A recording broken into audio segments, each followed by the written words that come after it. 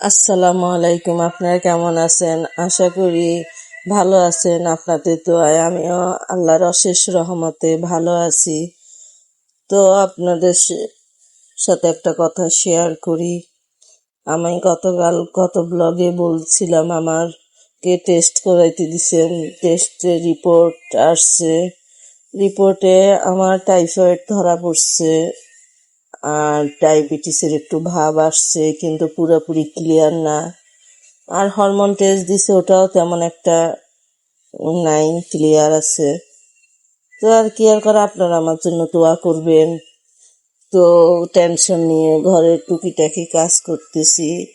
আমাদেরকে একজন শুভাকাঙ্ক্ষী সৌদি থেকে আসছে, খেজুর দিয়েছে, চকলেট দিয়েছে, ওগুলো দেখতেছি আর খেজুরগুলো নিয়ত করে খাইতেছি। আল্লাহ আমার অসুখ যেন ভালো করে দেয়, সকল সমস্যা যেন সমাধান করে দেয়, সাথে আমার ভিউয়ার্সদেরকেও যেন আল্লাহ তারা ভালো রাখেন, সুস্থ রাখেন।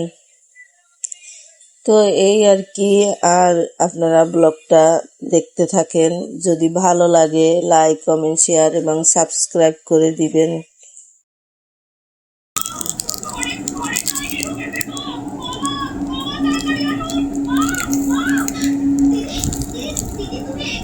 অনেক মজা, আলহামদুলিল্লাহ।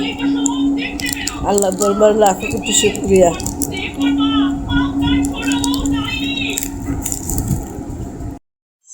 তো আমি অসুস্থ, তাই দোকান থেকে পরাটা কিনে নিয়ে আসছে। পরাটাগুলো দেখে ভাবতেছি যে দোকানের জিনিস খেতে মানা, ডক্টরে বলে দিছে দোকানের জিনিস, বাহিরের জিনিস খাওয়া নিষেধ, তারপরে তো খেতে হয়।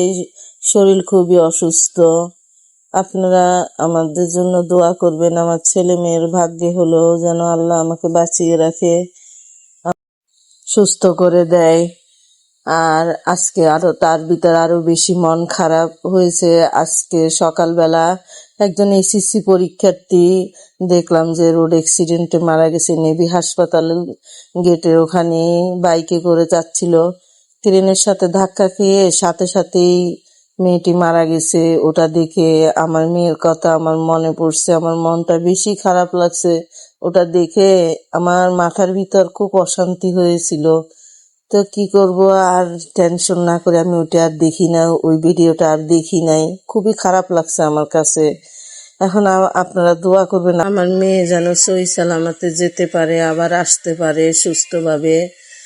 তো এই মনের ভিতর সবসময় টেনশন যতক্ষণে বাসায় না আসে। তো বিকেলবেলা আমার মেয়ে, আমি অসুস্থ তাই লুডুস রান্না করছে। মজাই হয়েছে অনেক লুডুস। ও আবার ম্যাগি লুডুস পছন্দ করে, তাও আমি খেতে চাইছি তাই রান্না করলো, খুবই মজা হয়েছে।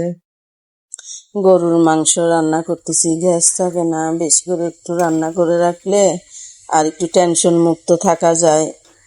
তো গরুর মাংস রান্না করতেছি আলু দিয়ে, এদিকে তিতা করল্লা ভাজি করতেছি।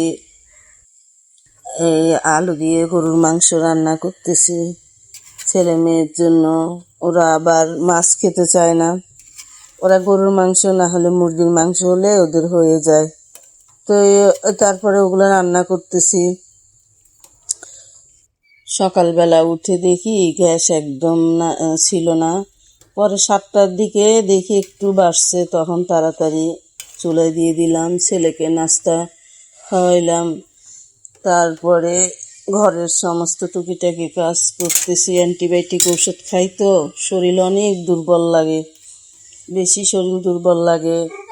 আবার তো গরুর গোস হয়েছে, রুটি দিয়ে আমি আর তাসমিয়ার আব্বু খাইলাম।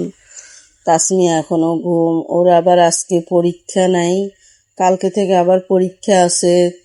স্কুল কলেজে গেলে আবার টেনশন লাগে। এদিকে জানলা দিয়ে দেখতেছি তাসমিয়ার আব্বু লুঙ্গি পরে গেছে, ওটা নিচে যাই নিতে হবে।